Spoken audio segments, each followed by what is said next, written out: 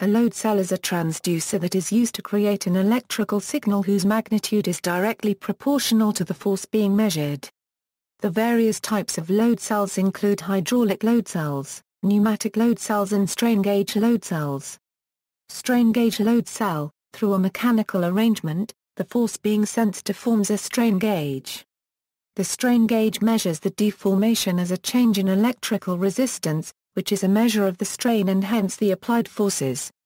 A load cell usually consists of 4 strain gauges in a Wheatstone bridge configuration. Load cells of 1 strain gauge or 2 strain gauges are also available. The electrical signal output is typically in the order of a few millivolts and requires amplification by an instrumentation amplifier before it can be used. The output of the transducer can be scaled to calculate the force applied to the transducer. Strain gauge load cells are the most common in industry. These load cells are particularly stiff, have very good resonance values, and tend to have long life cycles in application. Strain gauge load cells work on the principle that the strain gauge deforms contracts when the material of the load cells deforms appropriately. These values are extremely small and are relational to the stress and/or strain that the material load cell is undergoing at the time.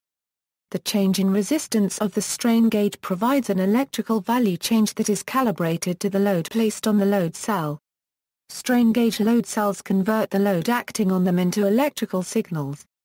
The gauges themselves are bonded onto a beam or structural member that deforms when weight is applied. In most cases, 4 strain gauges are used to obtain maximum sensitivity and temperature compensation.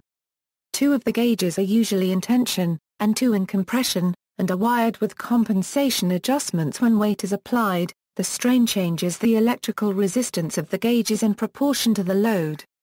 Other load cells are fading into obscurity, as strain gauge load cells continue to increase their accuracy and lower their unit costs. Piezoelectric load cell. Piezoelectric load cells work on the same principle of deformation as the strain gauge load cells, but a voltage output is generated by the basic piezoelectric material, proportional to the deformation of load cell. Useful for dynamic frequent measurements of force.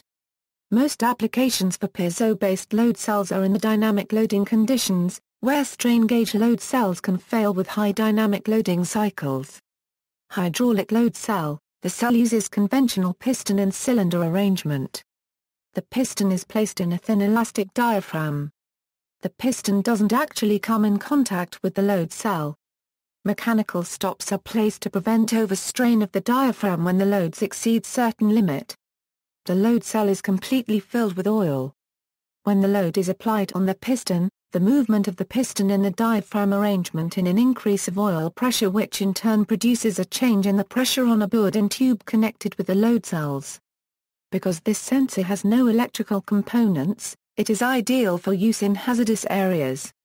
Typical hydraulic load cell applications include T-result tank, bin and hopper weighing.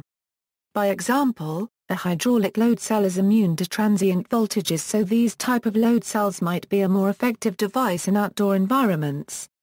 Pneumatic load cell. The load cell is designed to automatically regulate the balancing pressure. Air pressure is applied to one end of the diaphragm and it escapes through the nozzle placed at the bottom of the load cell.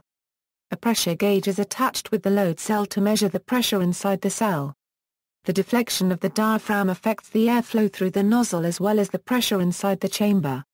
Other types include vibrating wire load cells, which are useful in geomechanical applications due to low amounts of drift, and capacitive load cells where the capacitance of a capacitor changes as the load presses the 2 plates of a capacitor closer together. Ringing. Every load cell is subject to ringing, when subjected to abrupt load changes. This stems from the spring-like behavior of load cells. In order to measure the loads, they have to deform. As such, a load cell of finite stiffness must have spring-like behavior, exhibiting vibrations at its natural frequency. An oscillating data pattern can be the result of ringing. Ringing can be suppressed in a limited fashion by passive means. Alternatively, a control system can use an actuator to actively damp out the ringing of a load cell. This method offers better performance at a cost of significant increase in complexity. Uses. Load cells are used in several types of measuring instruments such as universal testing machines. From 1993 the British Antarctic Survey installed load cells in glass fiber nests to weigh albatross chicks. See also, LOAD pin, references.